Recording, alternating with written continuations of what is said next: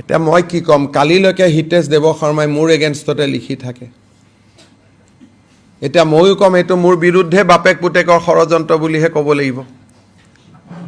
এটা ডাঙৰ কথা হৈছে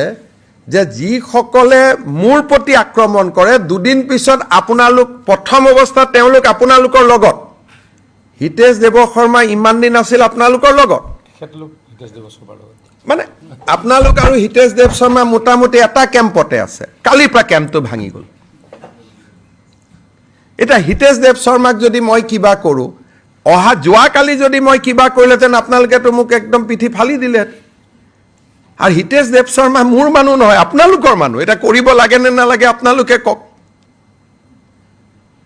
তেওঁ আপোনালোকৰহে মানুহ তেওঁতো গোটেই ফেচবুকখনত মোৰে এতিয়াতো মই উল্টাই ক'ব খোজো যে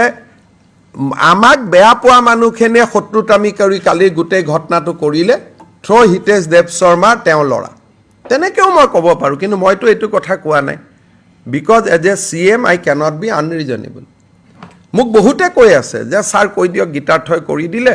হিতেশ দেৱ শৰ্মাটো আপোনাৰ এগেইনষ্টৰ মানুহ এই ইক'চিষ্টেমৰ মানুহ আমাৰ বিৰোধী চিষ্টেমটোত গতিকে কৈ দিব পাৰিব যে এইটো কংগ্ৰেছে ষড়যন্ত্ৰ কৰিলে মইতো এইটো কোৱা নাই মইতো উল্টাই ডিফেণ্ড কৰিছোঁ শত্ৰু হওক বন্ধু হওক মইতো উল্টাই ডিফেণ্ড কৰিছোঁ যে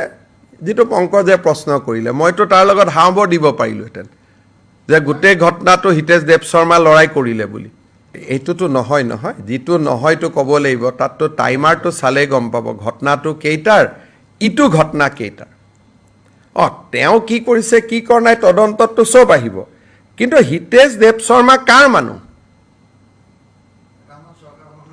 পিছত লাষ্ট 3 মাহ কাৰ মানুহ 6 মাহ কাৰ মানুহ আপোনালোকৰ মানুহ এই গোটেই ঘটনাটোতো তেওঁৰে ফেচবুক পোষ্ট সাৰ্কুলেশ্যন হৈ আছে এনেকে এনেকে মানুহবোৰ খৰি খৰি গৈ থাকিব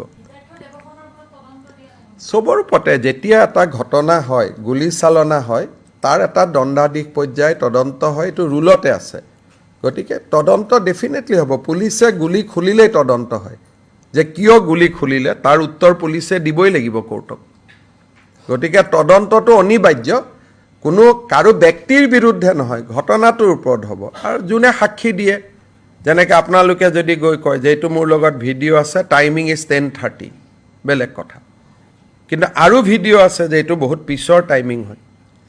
কাৰণ তেতিয়ালৈকেতো ময়ে যোগাযোগ কৰি আছোঁ এইটো ঘটনাৰ সময়লৈকে ময়ে টিভি চাই আছোঁ বাৰে বাৰে ময়ে ফোন কৰি আছোঁ এইটোতো একদম লাষ্টৰ কথা কিমান পুলিচ আহিলে কিমান নাহিলে মই DGPক ফোন কৰি আছোঁ DGPও বেচেৰা দিল্লীত আছিল নাছিলেতো কাৰণ আমিনো কেনেকৈ জানো তাত যে মানুহ তাত যে যাব আমাৰ যদি ৰাজ আতিথ্য দিয়া প্লেন থাকিলেতেন তাততো আমি এইবিলাকে গোটেই খেলি মেলি কথা এটা টিভিয়ে কৈছে আমি তাত ৰাজ আতিথ্য দিবলৈ গৈছোঁ যদি আমি ৰাজ আতিথ্য দিবলৈ গৈছোঁ তাততো পুলিচ থাকিব লাগিব আকৌ আপুনি কৈছে তাত পুলিচ নাই তাৰ মানে আমিও গম নাপাওঁ যে তেওঁ তাতে যাব আৰু সেইকাৰণে তাত পুলিচ নাছিলে মাত্ৰ 60 গৰাকী পুলিচ আছিলে